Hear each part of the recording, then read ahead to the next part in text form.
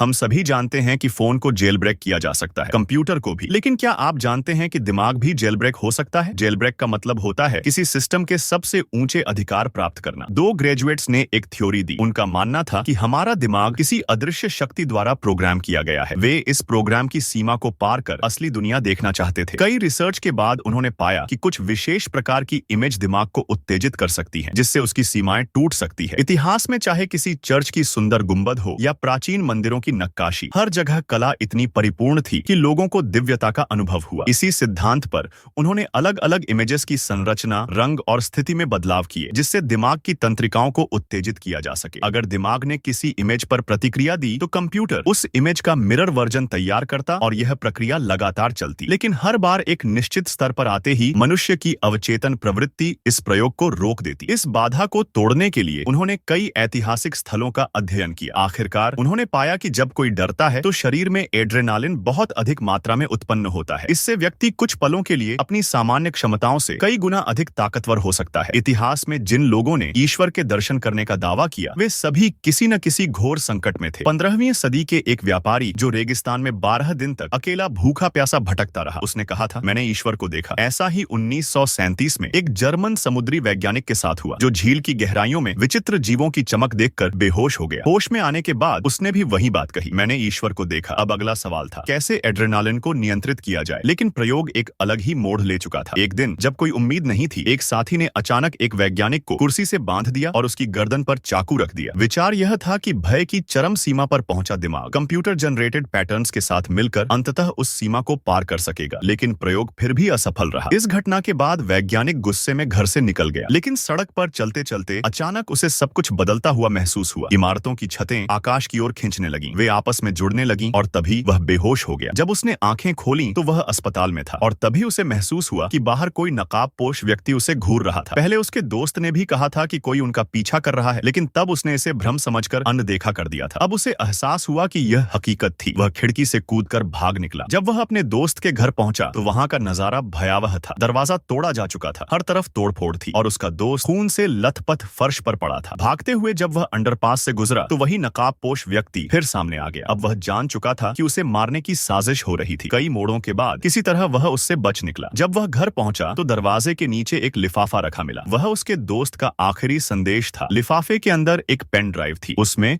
उसके दोस्त की हत्या की पूरी रिकॉर्डिंग थी और फिर उसने वही किया जो उसे करना था। उसने सारी जानकारी इंटरनेट पर डाल दी ताकि सब देख सकें कि उन्होंने क्या खोजा था, ताकि सब देख सकें कि ईश्वर वाकई मौजूद है। लेकिन तभी दरवाजा जोर से खुला। नकाबपोश व्यक्ति अंदर घुस चुका था। लेकिन जब वीडियो अपलोड होने वाला था और प्रोग्रेस बार 100% तक पहुंचने वाली थी, नकाबपोश व्यक्ति ने अपना मास्क हटा दिया और उसके नीचे जो चेहरा था वह किसी और का नहीं बल्कि उसके दोस्त का था। पूरी कहानी एक प्रयोग का हिस्सा थी। एक ऐसा प्रयोग जो दर्शकों में डर और रहस्य पैदा कर सके। एक ऐसा प्रयोग जो सबको उनके दिमाग की असली क्षमता दिखा सके।